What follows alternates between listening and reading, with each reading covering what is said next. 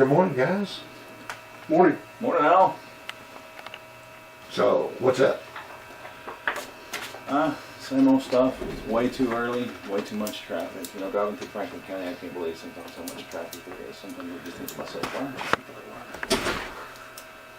why? They're working from their car. You know, one thing I would like to say, I've kind of neglected this because I'm new to the whole radio thing, and I'm just kind of getting my feet wet and learning. And I thank Al and I thank Ricky for giving me the opportunity. But if you guys out in Franklin County need something advertised, you know, don't forget WCDT is a really good source for that. You guys over here call, and you know, whether you've got a store, a new business, or whatever, these guys do a really good job. And one thing I've learned is that there are a lot of people listening, and all you have to do is get on the radio a little while and make a lot of people mad. You'll find that out real quick.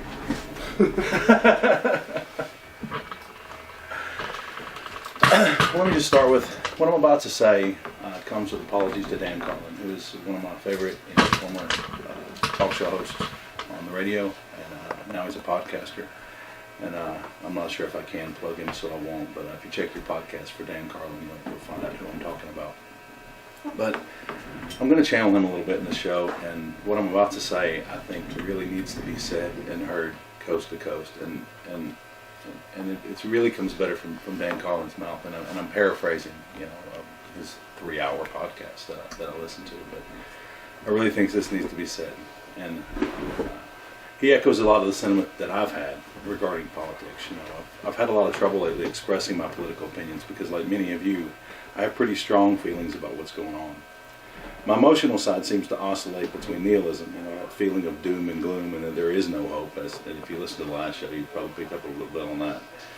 But then I have an optimistic side too, which has a sincere hope that we as a people see through the advertising and marketing dollars and look at the real result of what this political environment is doing to us as a country and a culture. And I know that sounds funny, you know, sitting under broadcasting from a radio station makes its money from advertising dollars, but I really think WCDT is different. I think you guys know that. But then, you know, my logical side engages, and I start brainstorming ways that I can channel Gandhi or Martin Luther King or Jesus, you know, apologies to the religious, to try to find ways to appeal to all of you in ways that depict how our lack of love and empathy and sympathy are being washed away by media nonsense that's being driven by column inches and seeking advertising dollars. But whatever I say, at the very least, I hope not to do any harm. I don't want to feed conservatives or liberals or Democrats or Republicans with any ammunition that they can use to divide us any further. I think we've gone quite far enough. So today, Franklin County, I'd like to talk about what the real problem is and how we can fix it. and the last couple of shows I really tried, but I spent a lot more time thinking about this one and putting this together, so I think I've nailed it. And what I think it is what's known in the Newtonian situation as every action has an equal and opposite reaction, a political tit for tat, so to speak. And I think it gets amplified with every generation, and it's generations long. And the it is partisanship. And partisanship is that feeling that we have to back up our party or our side, even if it's unreasonable or even if it's biased. And the current president is a prime example of that partisanship, and that he's an amplifier for partisan division. But before you get mad at me, before you hang up because you support Trump, or before you walk away or change the radio station, realize that there's a truthful part. And here's the truthful part of that situation, that Trump is not the problem. You know, Obama wasn't the problem. When he goes away, and he will, our problems and our division will not go away with him. He came to power because all the things going on. He didn't cause them. And like him or not, he is earnestly trying to fix many of the problems. But he simply isn't equipped with that ability. But guess what? Neither's the next guy. Whether Biden or Trump wins in November, our systemic problems do not go away. They are both simply amplifiers. And not to go too far on a tangent, but it's worth noting that the president has quantum leaped forward in testing the boundaries of presidential power. I mean, it's like the frog in the hot water analogy. All presidents have had the ability, but none of them until now have turned up the hot water so very quickly. And Trump certainly has. And to the point, I might add that I don't believe that there are 3 branches of government are equal anymore. I believe that the president has far too much power, and if we don't watch out, in the near future we may find ourselves with a king or a Caesar again. It wouldn't be the first time, folks. Check any history book. But like I said earlier, Trump didn't cause this. He is a generational symptom of a greater problem of partisanship. partisanship, that often illogical prejudice that has us side with one side or another, favor one bias or another, based simply on the idea that one team or the other is good and the other team is bad. We have become a people who don't just think the other side's ideas are wrong. We've become a people who believe that the people on the other side are intrinsically bad and they endanger our values and our morals and our very way of life. And remember, you're running out of things to do when the other people are the problem. When ideas are the problem, we can talk about it, we can fix it, we can debate it, we can talk about education and forums to understand one another. But when people are the problem, the best you're going to hope for is some long-term re-education camps. And after that idea, it gets much, much darker and much, much more violent. And for me, I have to be especially careful. Because if one side or the other believes that I'm talking only to convince you that one side or the other is correct, then everybody stops listening and I've done harm. I know that once people think that I'm attacking Trump, or once people think that I'm attacking Hillary or Obama or Bernie, that you're going to turn the radio off and walk away. One thing thinking about this show has made me realize is that live radio is almost different than any other media. I know we have podcasts and we have streams, which a lot of people do listen to, but on live radio, I have to realize that you guys are walking in and out of work. You guys are turning the radio on, turning the radio off. You guys are getting in your car. You guys are getting out. So if I want to appeal to you, a lot of times I have to do it very quickly because I'm not going to have your ear for a whole hour.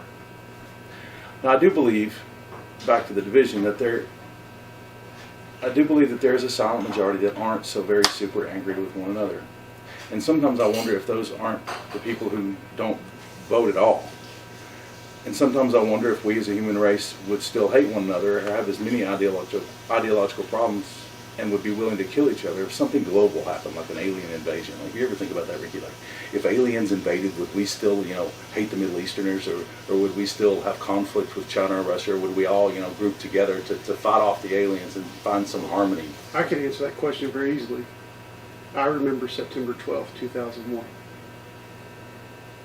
when no one was a Democrat and no one was a Republican. We were just Americans. That is a good point. But a lot of this coronavirus things makes me wonder that, and maybe it's just because there's so many people who don't believe it and so many people who do. But it would seem almost the same case, but yet we're more divided than ever, and in a way we are fighting an alien race that's invading us and trying to kill us. Yeah, but it's not this is something that a virus that attacked, and it's not something that attacked all at once or just hit hard. Like, that's something that hit all in one time. It was a planned strategic attack that hit America, and at that moment everyone put their differences aside and it didn't matter. I go back to the iconic picture from New York right there around the towers where everyone was covered in dust and you couldn't tell if a person was white or black or Asian. All you could see was gray. Everyone had that gray dust covering their bodies, and at that moment, it didn't matter who you were, or what you were, what race you were, what creed you were, what your political allegiance was that day. Everyone was American, and everyone was the same. So I think, if it came down to something of that nature, that would galvanize the country again. But what scares me is 19 years later, it wasn't a galvanized country. We was just a jello mold that eventually fell apart. That's a good point. I guess that it's a muddled gray area, but I guess I'm going to have to just disagree in some fair part and think that the corona thing has answered a question, and the question would be, is it different now than it was then? And I think we've gotten to a point in political division and politicization of things to where it may be a little different, because we are still fighting heavily. We're still arguing. Things are getting hotter and hotter. And I really believe that if we keep on, we might start a fire that'll burn for decades and be costly to extinguish. But there's something weird, though. And in a fair part, I really think it's what I hope to express in this show, and it's this. Every fire has fuel. Nothing burns without some source: wood, paper, oil, gas, something. So what's fueling this fire of division? I've given it a lot of thought, and I really think that it's just money. Getting us mad at one another is a business strategy. It's just money. And guess what? Most of this fuel is artificial. It's invented to initiate an emotional knee-jerk reaction from the audience. And if the show gets boring, what do? They play a clip from some politician who wants to pass a gun control bill or an abortion bill, in the South or somewhere that's typically conservative. And voila, the phones light up and the angry calls pour in. And then one angry call leads to another angry response, and hell of a show, they say. It's artificial, folks, and it's cheap, and it's predictable, and you're falling for it. The media doesn't care about the issues. Fox News is only conservative because they're selling artificial conservatism, and MSNBC is only liberal because they're selling artificial liberalism. It's money, folks, plain and simple. And the fact is, I promise you, if the right-wing talk show program managers walked in one day and looked at their DJs and said, "Hey, sorry guys, the talk radio has gone, super liberal," the next day the guys would be super liberal. Heck, a lot of them wouldn't even change their names. They just literally find ways to whitewash the ideas they had before, to whitewash the rhetoric, much as what's happening with the politics today with the Supreme Court nomination. They'd find ways and then they'd move on because America has a short memory. But the resulting toll of this method of satisfying a desire for money is taking a toll on our society that will eventually lead to catastrophe. And we're all playing into it. We are either heading toward a civil war or a dictator like the world has never seen. And it isn't even real. Most of the issues are absolutely fake. That's one thing Trump does have right. They are tricking you, me, and all of us into believing that one side is threatening your very existence. And that if you don't listen and tune in every day, you won't have the information that you need to fight them off.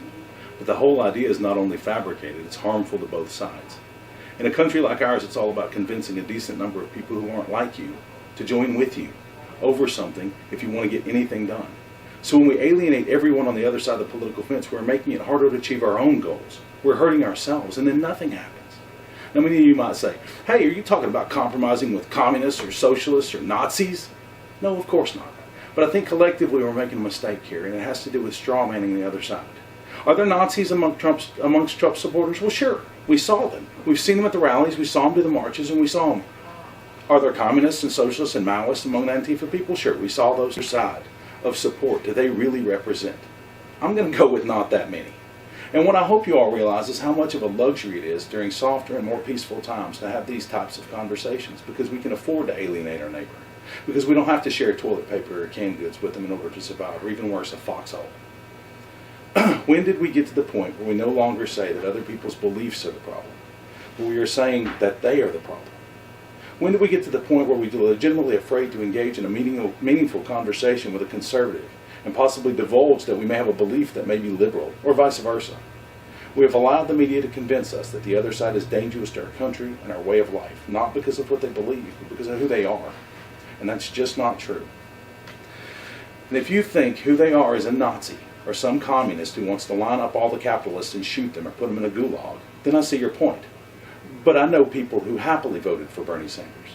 And I know people who happily voted for Trump. And I don't know any Nazis or any communists. These are straw men.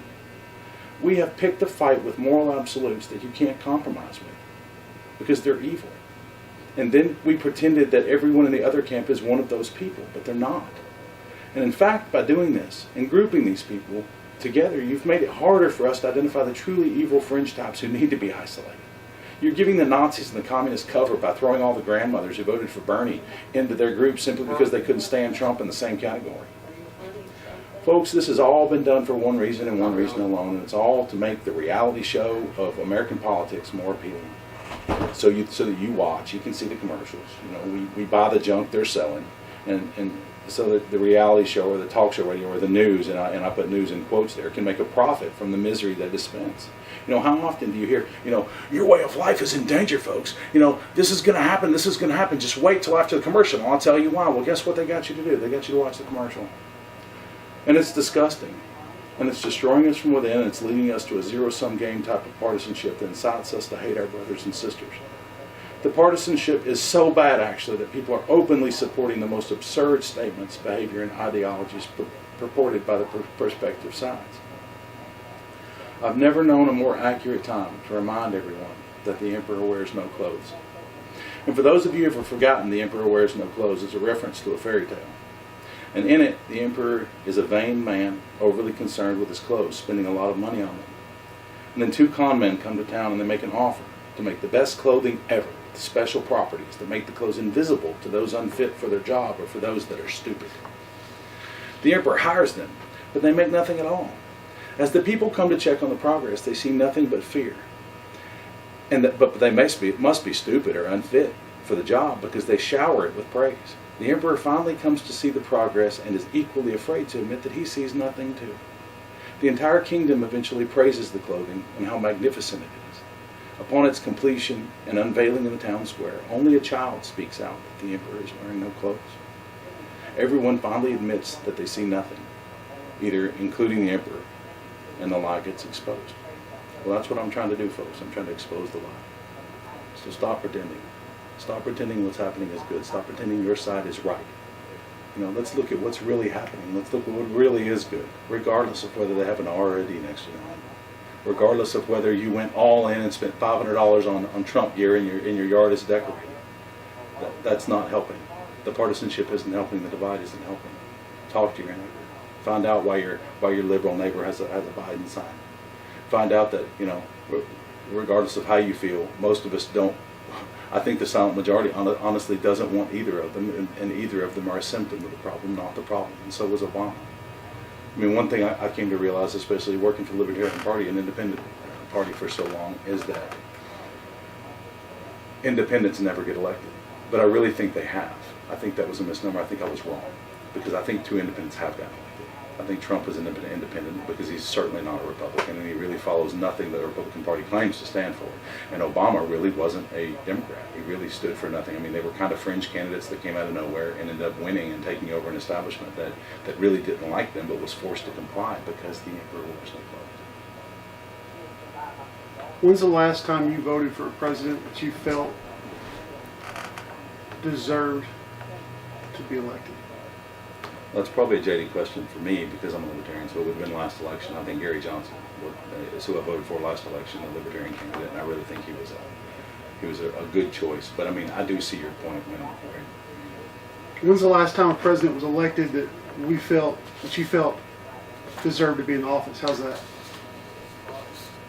I don't know that there has been one, but I mean, that's just part of the system that we live in.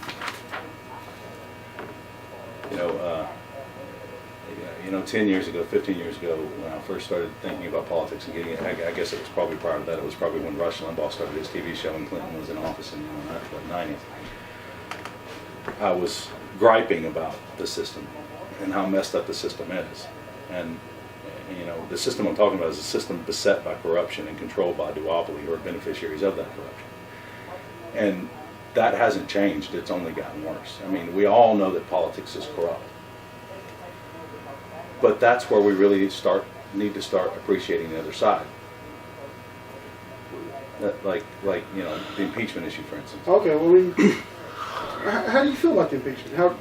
Because that was one of those things that was hot and heavy there for a while, and then the coronavirus kind of stepped in, and everyone forgot that we were trying to impeach Trump. Well, first, I think it's worthy of note what impeachment really is. Impeachment really just means we're having a trial by the Senate, right? It doesn't mean that you're throwing the guy out. It just means that enough smoke has come out of this fire to deserve scrutiny, to deserve to be looked at. And, one of the things that annoys me, and a good friend of mine brings this up all the time, he says, well, it's all just political. It's all just political. Well, of course it's political. That's what an impeachment is. We're talking about politics. And isn't being political what we want? I mean, ask yourself, if it was the other guy that did the same thing, that made as much smoke, if it was Obama that made as much smoke, would you not have asked for impeachment? Would you have just said, oh, well, that's fine. I see the smoke, but I think it's fine. Just let him know. No. You would have called the other side out. You asked me if I was for impeachment. Yes, I was for impeachment.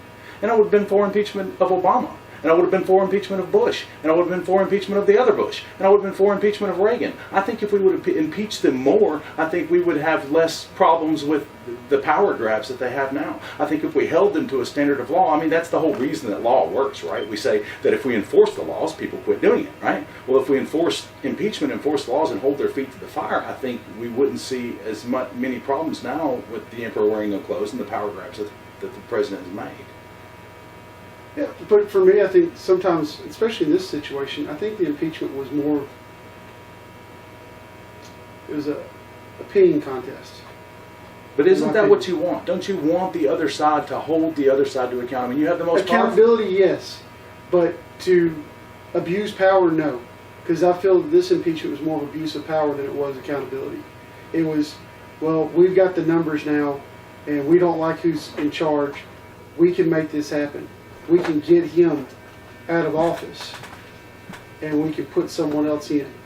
You know, that's how I feel that's how I felt that impeachment went. Because some of the things he did, yeah, I don't agree with. I thought they weren't up to snuff. But I don't think it was enough that you sit there and say, oh, we're going to have to bring him in and we're going to have to try this. Because there was many things, the same situation, if it had been 6 years earlier, would not have even gone to. And we should have impeached him too. But it didn't. And there was times that it should have. But well, we didn't. can't allow that precedent to continue, or we're going to go down a slippery slope where we have a Caesar or a dictator.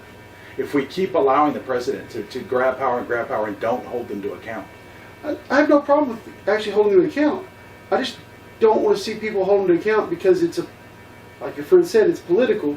It is a complete political move. It's not a move because it's the right thing to do. It's a move because it's what your party wants you to do. But that's what we want. That's how our system set it. We want it to be a political move. We want one side to say, well, I better not do that because if I do that, the Democrats are going to eat me alive. And they may, that's how our system works. It's a back and forth. One side holds the other to account. That's what we want. That's how our system works. Of course it's political. I understand, but I don't think there was anything that was done so egregious that it should come to impeachment. I think that... Well, don't forget, impeachment is just a trial. I understand what it is. And there was blood on his hands. There was smoke. But there was evidence. I feel like it was one of those that it's not... I think it was a major waste of tax dollars and time. And I think there's other things that could have been done, that they could have done in that time frame to better off the country. I think it was a waste of time and money only because of the precedent that's been set over the last 40 or 50 years, maybe, in the fact that even if he was impeached, he didn't care because we finally have a narcissist in chief that's so arrogant and narcissistic, and the sycophants that surround him are so, the emperor wears no clothes again. It won't tell him that what he does is bad. They can't, because immediately we've seen what happens when they do. I mean, how many people in his administration are gone now? And not only if you tell Trump the truth are you gone, you have to go through public scrutiny, media scrutiny, get lambasted, your family gets death threats and whatnot. And that's what I mean by the prime example of the emperor wears no clothes. But I really think we've got to back up 10 and punt and stop calling it politics or politizations and realize that that's okay. That's how our system works. I want that. And I mean, you said that you believe that the House of Representatives thought that they were actually going to impeach Trump and remove. No, nobody believed that. Nobody removed that because you got a Senate majority. I mean, so like I said, all impeachment means you're impeached by the House of Representatives according to the Constitution, and then all that means is that if you are impeached, you get a trial by the Senate. Now, Mitch McConnell chose not to have a trial, and he has that right as Senate Majority Leader. And had there been a Democrat Senate, you may have actually seen impeachment. You actually seen him removed from office, which I think needed to happen, and I really think needed to happen with the last president and probably the last 10 before him. But just from power grabs, they really need to read the Constitution, or maybe give these guys a class on it before they let them take power. I mean, don't forget who we're talking about. We're talking about the most powerful man in the world, the man who has control over 3,000 nuclear weapons, that has the capability of ending the world. I want him scrutinized. I want him scrutinized deeply. I want everything transparent and everything seen. And I mean, don't forget, he works for me. He needs to go get me a bottle of water. I don't need to get him a bottle of water. I just stop worshiping politicians. I feel this is the most transparent president I've seen in my lifetime. And that may be true. You know why that's true? Because of the scrutiny by the other side. Because of the politics. No, I think because of his just one, lack of care what you think about him, and two, to any of his people to talk about it. I think this is the most transparent president I've ever seen. Now, let me go back to, I don't think that's entirely a good idea. But I do think this is the first president I've ever seen that doesn't sit back and hide behind the office and let someone else stand in front of the firing lines. I think he actually goes out there and puts the information out himself, and I don't think that's always a great idea, but it is one that does it. I think social media is going to change the way we see politics in the near future. Oh, I think it already has, and it's something I constantly remind my son of, is that the technology that he thinks is so stable in the world and so concrete is actually younger than he is. The texting, the social media, and things like that. Not to get lost in the weeds too far, but I was wondering as I was thinking about this, how the future, in the future, history books will compress this age. They always compress it, like the Industrial Revolution, the agricultural age. They always compress it to, like 3 paragraphs. So in like 200 years, what will this be talked about as? Like the information revolution, the technical revolution, and then with every revolution, if you look at it, there's a certain amount of mayhem that came to be. With the Industrial Revolution, the same with all the pollution, with child labor and things like that. Well, I think what we're seeing now is that same mayhem. And to bring it back a little bit, for a long time, I guess I was angry at the consumer. I was angry at all of you guys for not being, I guess in some way I was arrogant, because I thought that you guys should, would see the same things I saw and realize the same things that I do. But then I realized, I looked around, where are you supposed to get your information from? I'm probably as savvy a news consumer as there is. I probably checked 11 or 12 sites, but when you can't trust anyone, I used to say, CNN was okay, but no, they've gotten way lost in the weeds, and Fox News is way lost in the weeds of misinformation, or at least partisanship, at least obviously steering things one way or another. So where are we as the consumer supposed to even get information, to accurate information, without being led astray? And our lives are all busy. We all have to work. We all have to take care of our kids. We all have a million things. So we have to trust someone. And I guess as far, you asked me a question a few weeks ago. You said if I had to pick one news source that was as legitimate as we can hope for in this day and age, I really think it's probably NBC.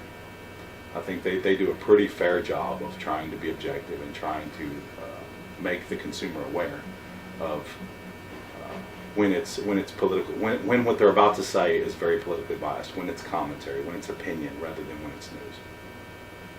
Yeah, I'd have to go with that. The Associated Press, I also like reading their stuff, because there's a lot they're mostly independent individuals that are doing articles on there.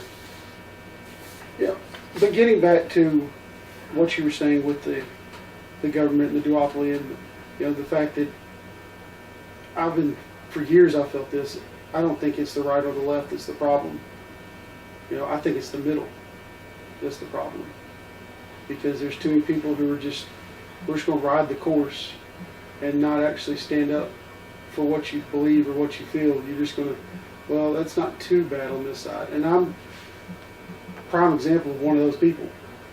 I've got beliefs on this side, and I've got beliefs on this side. So, I can ride with this person, even though I don't agree with everything they say. I agree with most of what they say.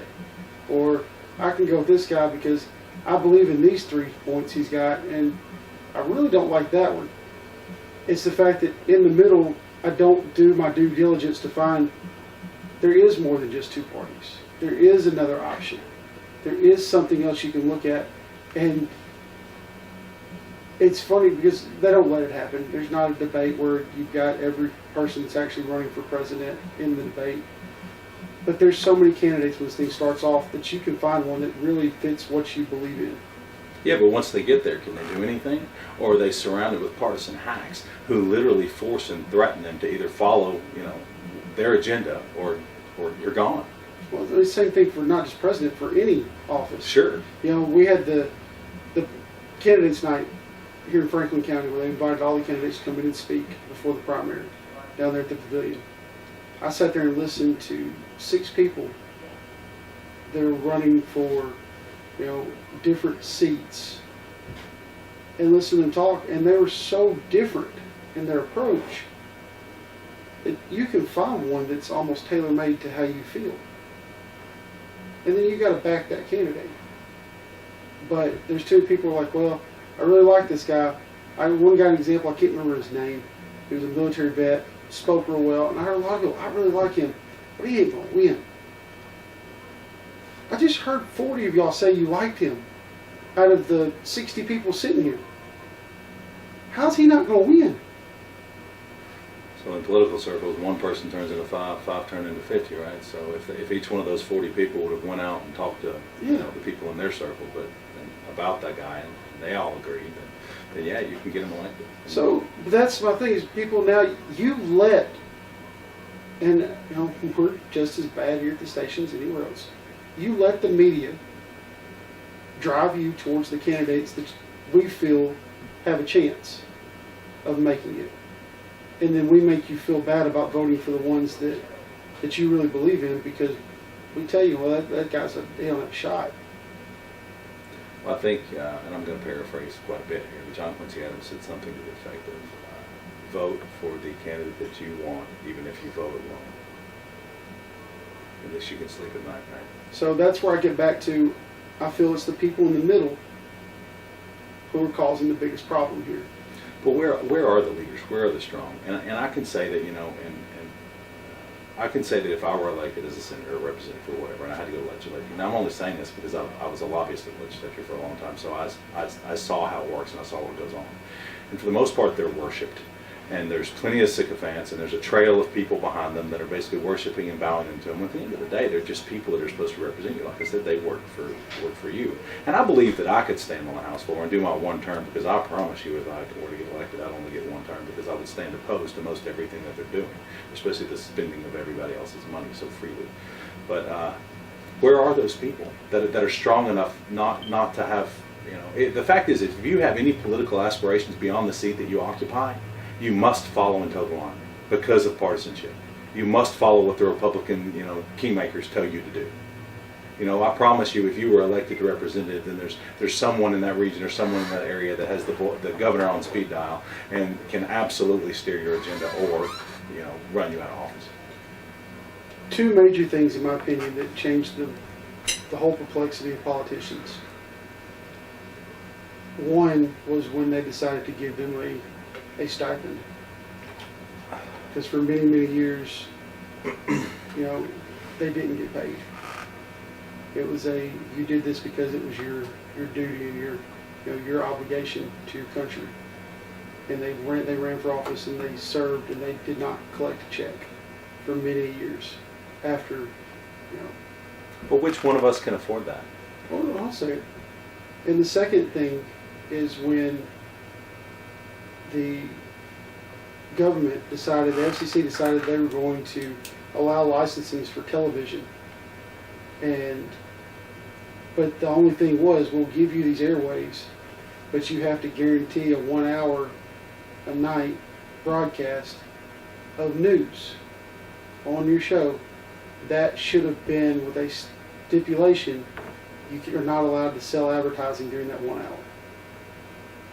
And those are the two things that I think have affected political gains here in the United States more than anything. Because when it becomes a job and not a civic duty, then there's money attached to it. There's, that's your livelihood. And now you've got to bend to people who can make decisions for you, make you or break you, like you said. People can pick up a phone and make that call to make you bend to their agenda. Because this is a job now. This is your livelihood. Before it wasn't your livelihood, so you didn't have to, Cody, if I wasn't happy with you and I was going to get you elected out, well, you weren't losing out on what's a senator make, $160,000? A federal senator. Yeah. Yeah. So Yeah. 175 or 160 to 175. I think it depends on their stature and how long they've been. You're not losing out on a six-figure salary. But you're talking about federally. Yeah. Okay, what's a state rep make? 30 grand. For It's like 36 Yeah. grand. So you're not losing out on 30,000. Yeah, but I'm not making anything either. For most of us, that's cutting our salary in half. But they don't work. And that's what I ask you. Like, yeah, they work only through legislature, Yeah. sure. But now, okay, ask yourself what you're asking. So, in order to become a representative, because I've given thought about this, I've given thought to running. So, if I did that, I've got the legislative session, which is anywhere from, it kind of varies, but it's anywhere from January to about April or May, Mhm. that I have to pretty much be available for legislature almost every day of the week, or at least 3 days a week. And for that, I'll get 30 grand and then a small stipend for gas and fuel for a small per diem, which I may make 40 grand for that legislative session. But not only that, but I have to have a job that I can go back to, that is willing to let me go for 4 or 5 months. I mean, who can really afford to do that? So what you end up with is retired folks or wealthy folks that become our representatives. Mhm. It absolutely does not represent the populace. So I mean, I would almost, in some ways, almost think oppositely, that they need to be paid more. They need to be paid enough to where the average person can afford to run for office, can afford to occupy that seat, and also paid enough to where their opinion can't be bought. I mean, I've made the argument before that I think federal senators and federal representatives should be paid, I don't know, $1 million a year. Why not $1 billion? Hell, the way we spend money in this country. But why not do the same thing that you do with Supreme? Why does Google get the best and the smartest and the brightest? Why does, Amazon or Microsoft get the best and the brightest and the smartest that our country can produce? Why don't They drop the money. Because they drop the money. So this is the richest country in the world. So why don't we drop the money on some good talent? And to your second point about the news, that's interesting that you brought that up, and we hadn't even discussed this at all, but I just had a discussion yesterday, and I've been thinking for the last few weeks about the First Amendment of the Constitution and the freedom of the press. And I really think what we might need to do as a country is redefine what the word press means. Because the fact is any station can come out and say almost anything now and be called the news. And at least decent ones that seem to have some morals, values, and ethics in broadcasting. I think we as a people kind of trust what we see on the news as news. Heck, my father's a prime example. My father, until 5 or 10 years ago, he honestly thought that everything on the news had to be true, that there was some office that held them to account of truth, which isn't the truth. So maybe we need to redefine what press means and what is the news before we start protecting everything as the news. Now, am I advocating for like some government office of truth telling? No, I'm definitely not Orwellian like that. So it led me to a train of thought. So I'm thinking, well, how do we fix that then? Well, what about the spirit of competition? What about the things that made this country great? The capitalist heart that we all have. And why hasn't there been a news outfit come out that really does tell the truth, that really does cite their sources, that really does? I mean, why isn't that appealing to the people? And then inevitably, even if you only had one and they were successful, well, I mean, what is broadcasting? It's nothing but a copycat game, right? So, I mean, if one method works, other methods are going to follow that right along. You're not going to make money making people eat vegetables. I say it all the time to anybody who talk about this. You make money off dessert. That's where people tune in because they want to get that. They don't want the broccoli.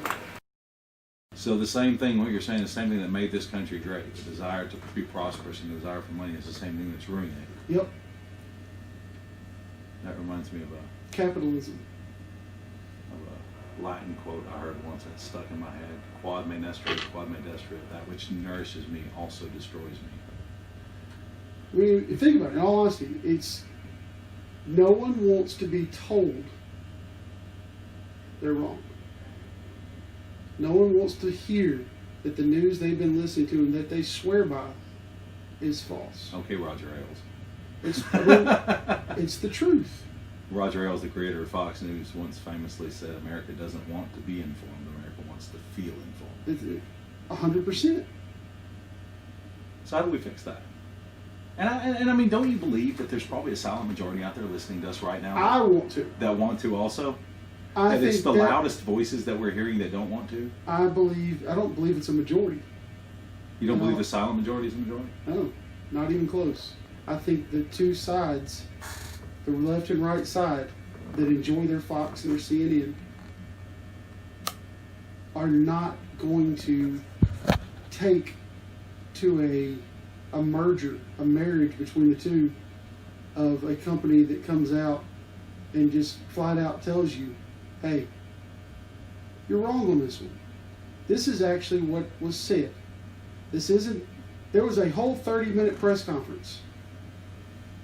I'm not just going to feed you a 45-second soundbite where I cut off the first 10 seconds of the comment and then gave you the final 45 because that fits my narrative.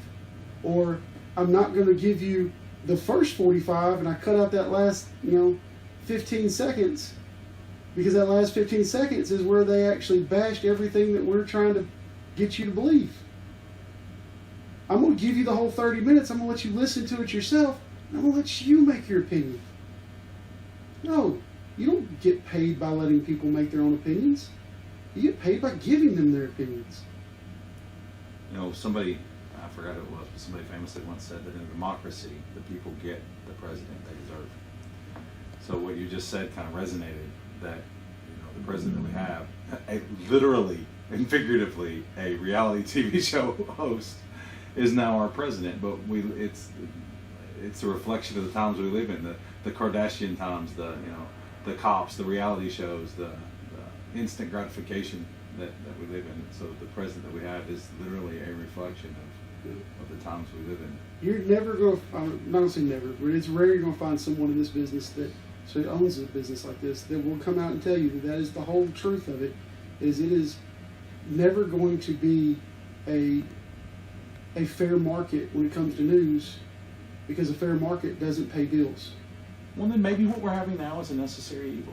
Maybe, I get 1 hour twice a month to flat out tell you exactly how I feel about this. well, you own the station, you can fix that. Yeah. Or your dad does, one of y'all do. I'm not sure. But it's interesting that maybe we don't need to fix it. Maybe we just need, and that's kind of I think where I went in the last show. I think maybe we just need to let it take it to its fruition, to the end point. And maybe this is what we need. Maybe we need to be lied to enough and see the results of those lies and be steered toward, corporate agenda or the other corporate agenda. Let's don't lie to ourselves and act like, both sides of our political spectrum aren't, financed heavily by corporate America. It's just, one side wants to steal from you and give it to defense contractors. The other side wants to steal from you and give it to welfare. But at the end of the day, maybe that's what we need. Maybe we need a great big old collapse and to see what this system has brought us. But I really hope not. I really hope there's some middle ground we can find, or some method that we can find, or maybe the people just wake up and stop going to the, like my dad says, I'm just voting red straight down the line. I'm like, but why? I don't know. He doesn't even know. Or, people that go and just because they dislike Trump, or just because they dislike what Trump says, who's our federal president, they go right down the line and vote blue. Which really, our responsibility, our civic responsibility to our country and everything else is to at least get, So here's the other side of this coin. And I agree with you on this. But how do you fix this problem when it's gotten now to the point where politicians don't even want to debate each other anymore? They don't even want to sit in front of the electorate and let them hear who they really are. We're going to have one debate this year for presidential candidate? well, this year, you can't really use this year. I can. I don't care if it's Zoom debates. I don't care if they do. I know, but right now, you can use coronavirus for an excuse for anything at this point. I got a ticket on Corona. Yeah. I just one debate. I want 4 debates. I want every media outlet to get their own debate. The I only want reason CNN to have theirs so they can be biased on their side. I want Fox to have theirs so they can be biased on their side. I want all the truth, because guess what's going to happen to that aspect, folks? CNN's going to bring out all the dirty, nasty stuff, and they're going to throw it, and they're going to make Trump look horrible, and they're going to bring out everything they can about him. Well, then Fox is going to do the same thing for Biden. So when you watch both debates, you're going to get your answers. I think we already have our answers. We're so inundated with information nowadays. I think we already know. I don't think we do. The only thing more debates will do is provide comedy relief. I think all you're getting is a big pile of crap, and then you're getting another big pile of crap on top of it. But this pile of crap's got a little ginger put on there so it tastes a little better.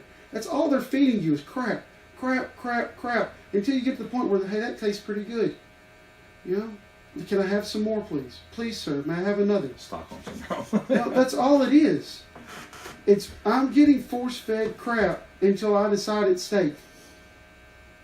But I don't think having more debates is going to change that. You're just going to have more crap. I want not just debates. I want debates on every platform. But it doesn't matter, because what they say is a lie anyway. They're all demagogues. They're all just populists that are just going to try to tell the majority of the population what they think they want to hear. I'm not talking about just for presidents. I want to see Desjardins and Chris Hale. I want to see county commissioners. That violates the first rule of politics and never punch down. Desjardins is a sitting representative who's a Republican in a red state. I wouldn't debate him either. I want to see it. I want to see these people get up there in front together on the same stage, and I want to see them talk. I want to see people have this conversation. That's what I would love to see. Well, I'll tell you what you do then. You contact Janice Boland, who's your senator, Mhm. and Iris Schroeder, who is your representative, and you ask them to sponsor a bill. You can even sit down and write the bill. It works like that. You can write the bill, and then they'll fix it later and make it all legal and the way that they do the things they do. But ask them to sponsor the bill. And then, heck, you don't even have to go to them. You can go to any sitting representative or any senator and ask them to sponsor it in their house and to force debate. Do it. I want to see this. Like, I want people to be educated. There is a individual right now running for Scott's seat, Chris Hill, that I honestly, and I've listened to him talk 3 times now, I don't know anything about him. He's a little wonky. Like, I've heard him talk 3 different times now, and I don't know anything about this guy. Well, half the time, even in debates, when you ask them a question, they don't answer it. They just But run I off want in the weeds someone to somewhere be else. able, I want someone to hold them accountable. I want somebody to put their feet on the fire, and if you don't answer the question, then come right back at them. Look, sir, I understand you just gave me a response, but you didn't give me an answer. Answer my questions. That's what needs to be done, and that's the problem. Is people are so accepting of, oh, well, I got my response from them. They answered my question. No, they didn't. Or they They just tap apologize danced for 'em. around it, or like you said, yeah, they apologize. Well, that's just what politicians do. That's Yeah. how they do. Well, don't let them do it. I want you to put their feet to the fire, make them answer the question, and give us a legitimate person that's going to be able. I don't want someone that gets up there and is going to crack under fire. You know, I want someone that's, you know, they've got the grit and they've got the, you know, fortitude to be able to stand up there and do this job. It's not an easy job. None of these politicians have easy jobs. I want someone who can do it. And I want someone who's not scared to go up and, you know what, I've been 10 years now, I've been the, you know, representative for this area. I'm not scared of this guy that's coming in Well, now. then you need politicians that have no political aspirations. You need people willing to go up there and in mass that only want to do one term. Then the problem is, the next term, you know, representatives are 2 years, senators are 6 years. The next term, you need to find another one, and then another one, and another one. And that's why I said the system is intrinsically broken. Earlier I said we have a system that's beset by corruption and controlled by duopoly who are beneficiaries of that corruption. And I've said it over and over. Democrats and Republicans, once you get it to a certain level, are exactly the same. All they really care about is getting reelected and holding their seats regardless of what they say. And the information age that we live in is so convoluted and diluted with so much crap. We as the average people can't wade through it all. You can't figure it out. So what do? We typically give up and just pick one side or the other. You like red, you like blue. You like whatever they're telling you. Conservatives claim to be conservative but aren't. Liberals claim to be liberal but aren't. They're all authoritative progressives. You just want their foot on the throat to make them and the corporations that sponsor them more money. You know, we've had conversations many times, and you know, you've said it yourself. You're going to vote for someone because of a topic. There's one thing that you believe in. That's why you're going to support that candidate, because they're going to back that one thing. I'm tired of being stronghold to where I have to choose someone because of one topic. Yeah, I am too. But I mean, that surrender is what I've done, I suppose, as far as what happens when I go to a voting booth. I pick one issue, the one that I hope they're really pushing. For instance, I voted for Obama the first time. I'm not afraid to say it because I'm hugely anti-war. I'm a veteran that is hugely anti-war, and I have my reasons. And he claimed to, you know, want to pull everybody out of the Middle East, you know, close Guantanamo, which I'm all for, and I had great hopes for that. And it wasn't a month after he was in office, he proved himself a liar and ended up over 8 years dropping more drones on brown kids in the Middle East than anybody ever has. So he disappointed me too. I picked that issue, I lost. You know, this next election, I've got my one single issue again, and I'm voting based on that, and I hope it comes to be. But at the end of the day, I've probably been lied to again. But I mean, what do? Do I go on the radio and rant to no avail? Do I engage myself in politics? Do I be a lobbyist again and just get disappointment after disappointment, because the fact is the only person who wins in this damn country is corporations and the ones that have enough money to buy your politicians.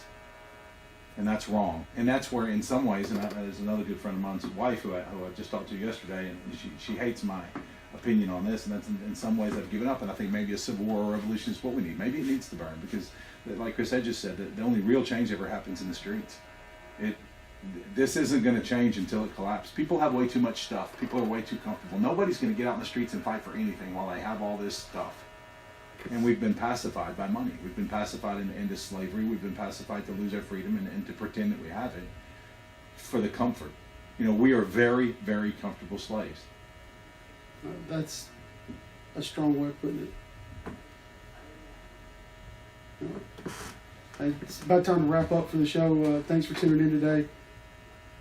You know, you can catch catch the podcast as we put them up every week, or every time we have the episode, put them on WCTradio.com. Go to podcast, you can listen to the replay of the show, or go to Facebook as we'll have this up on the Facebook stream here for WCT. You can look that up as well. We'll have that later this week for the Facebook. And don't forget, Franklin County, don't just put the sticker on your car that says support local. Really support local. WCDT is a great radio station. They're local. They do a lot for our local community. They support it. Give a little bit and support them. Don't be afraid to listen, to advertise, and to spread the word. Right. Thanks all for tuning in. You'll catch us again the second and fourth Tuesday of every month for Liberty is Treason here on WCDT.